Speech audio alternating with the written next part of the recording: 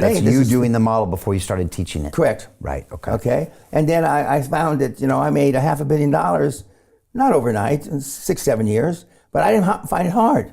But I can sell anybody anything.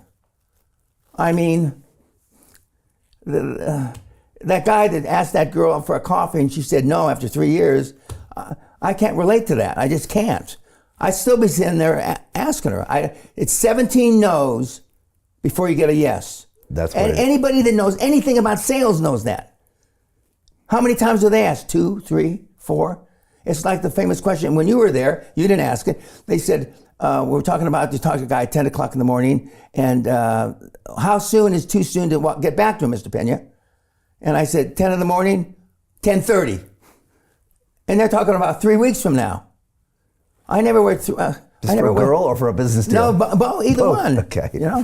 I mean, I just... Get on it. Yeah, and I have rhino skins. Sally calls me rhino skin to this day. You can't hurt my feelings. When I came here in 81, I used to say, I'm an American, you can't hurt my feelings, just give me the fucking money. Just like that. And I got it. I still say the same thing. The bankers don't want to talk to me. Because you gotta have and I'm very numerate. I can understand this shit without a calculator or whatever. And you gotta have a good fucking reason when they talk about string tests and all this bullshit. I was doing that shit before you were in grammar school, kid. Negative covenants and all that shit.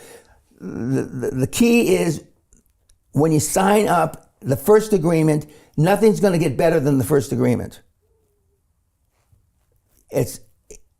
And that's on managing people. It's easy to start tough and loosen. If you start loose, you can never tighten. Same with raising kids.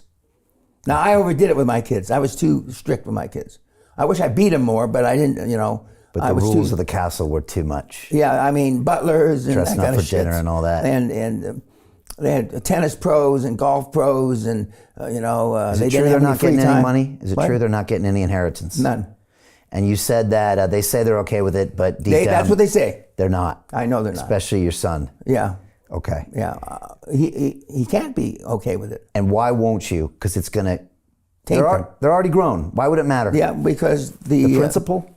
No, it's not. It has nothing to do with the principle. It has to do with the fact when you earn the money yourself, it's not the same as when Daddy gave it to you. And even though if Trump got 4 million or 400 million, I don't know which one is true.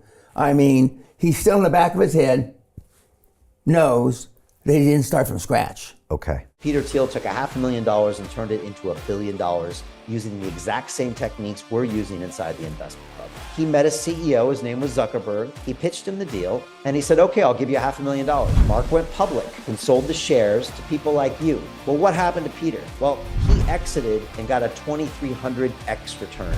The wealthy invest in early stage companies, folks. The public markets are for suckers. It's a rigged game. By the way, this happens in crypto as well. It's called pre-sale tokens. This is Solana. Does anybody know this chain? They sold pre-sale tokens for 4 cents. And you can see the date on there, April 5th, 2018. Look at Solana today, folks. That thing's up over 1,000x. The media and Wall Street and all these hype people get you to buy the top. Meanwhile, they put their clients in at the bottom and they use you for liquidity to make their clients rich. You can play this same game. You just have to have the financial education and the deal flow. That's it. Got it. And that eats at a man. And you don't want them to have that feeling. It's just the wrong kind of money. It's just like the same reason, one of the reasons you get in the ring. Why? Tell me. I've told you before. Okay, why? Your dad's a better person to answer that question. Okay, well, so I'm going to talk to my dad and then I'm no, going to you're not. I mean, but I'm going to resolve I saw your everything. feeble attempt at interviewing him once, whenever that was. I don't think my solutions lie in my dad. No, they emanated from your dad. Okay. And more so than any son and his father? Not more so. Maybe more so. Really? Yeah. Okay. His Caltech mentality, he couldn't cope. Well, I couldn't cope with his mentality. Caltech. Yeah. You know exactly what I'm talking about. Tell me. So go back and listen to your interview. Okay. Seriously.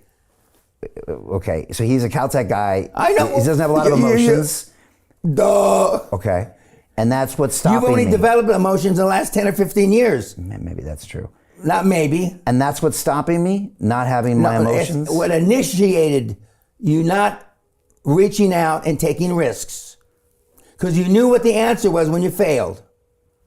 You knew the answer before he said it. Because if I failed, he wouldn't love me? Is this it? Only you know that. I don't know that. Okay. But some people's love is not worth it. Okay. But you're saying that the root of my lack of risk-taking is me not feeling I'll be loved if I fail. No, the root of your lack of risk-taking is low self-esteem. Okay. And it has, worse than. Okay. Better now. Yeah, a lot better now. You've done, and getting in the ring does help. Yes.